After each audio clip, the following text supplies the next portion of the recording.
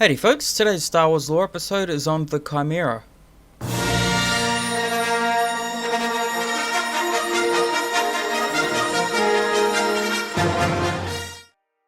The Chimera was an Imperial II class Star Destroyer of the Imperial Navy that served for over 40 years and fought during the Galactic Civil War, the Yuuzhan Vong War, and the Second Galactic Civil War. Early on in the Chimera's service, Gilad Pellaeon, who was only an officer at the time, was transferred to her command crew and eventually became the ship's second in command. During this time, the Chimera was upgraded to the new Imperial II standard, which increased its shielding and armament. The Chimera fought at the Battle of Endor as part of Death Squadron, which was the fleet protecting the second Death Star, under Admiral Horst Strag. Now, it became acting command ship after the other command ships, the Executor and Pride of Thailandia, were destroyed. After several hours of fighting and the loss of Admiral Strag, Captain Gilad Pellaeon became acting commanding officer of the fleet and ordered a retreat to the Enage system. The Chimera then remained under Pellaeon's command during the tumultuous years that followed, and under Pellaeon's leadership, she came to be regarded as one of the Empire's most efficiently run Star Destroyers. Much later on, when Grand Admiral Thrawn rose to power, it was most likely this record for efficiency that actually influenced him to choose the Chimera to be his flagship. Thrawn immediately left his mark on the ship, having a luxury entertainment suite, which was once used by Pellaeon's predecessor, turned into a meditation chamber / command room. Thrawn's reorganization of the fleet placed the Chimera at the center of his personal armada and soon began training the crew to his own specifications. And when he ordered the Chimera to Tatooine to obtain the Alderaanian moss painting Killik Twilight, they were put to the test by the unexpected complications caused by Han and Leia, who were also after that painting.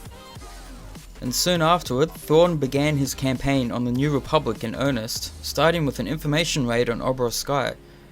The Chimera remained his flagship throughout his devastating campaign, up until his death at Bilbringi at the hands of his Noghri bodyguard, Rook, and Pellaeon was forced to call a full retreat of the Imperial Starfleet, which regrouped near the Unknown Regions.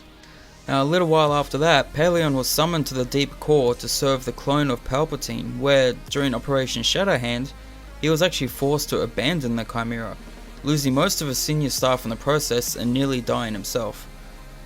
Now, the Chimera, now in Republic hands, was nearly scrapped on several occasions until Imperial Slicers created a false disassembly order for the ship, sending it to the shipyards of Gravelix Med, where, upon its arrival, its skeleton crew was overcome by Imperial commandos, and Pellaeon, now an admiral and commander of the entire Imperial Starfleet, now had his flagship back.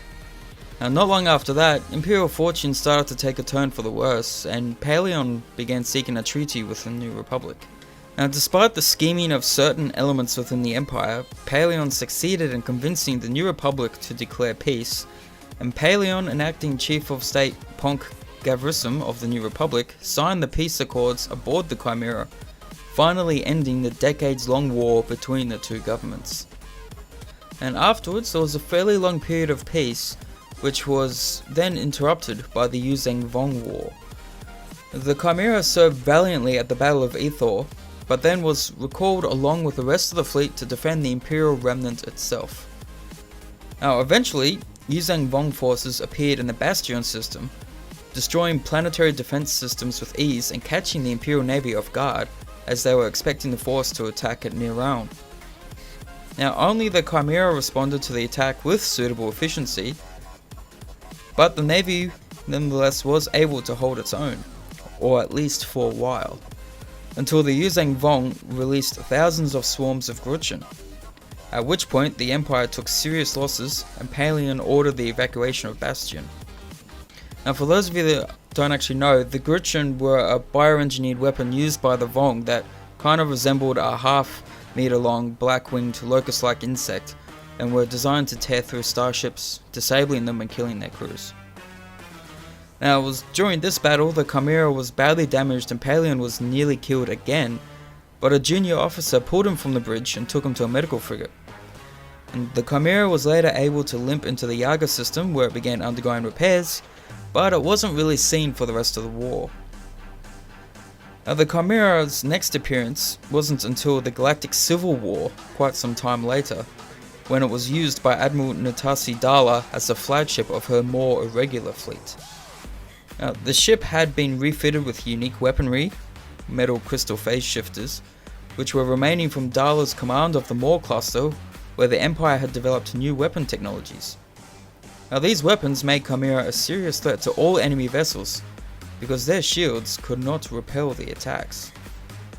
Now, during the Second Battle of Fondor, Dala made quite a theatrical arrival, where the Chimera enabled a decisive victory of the Imperial Remnant and the Alliance in exile against Darth Caedus' Galactic Alliance.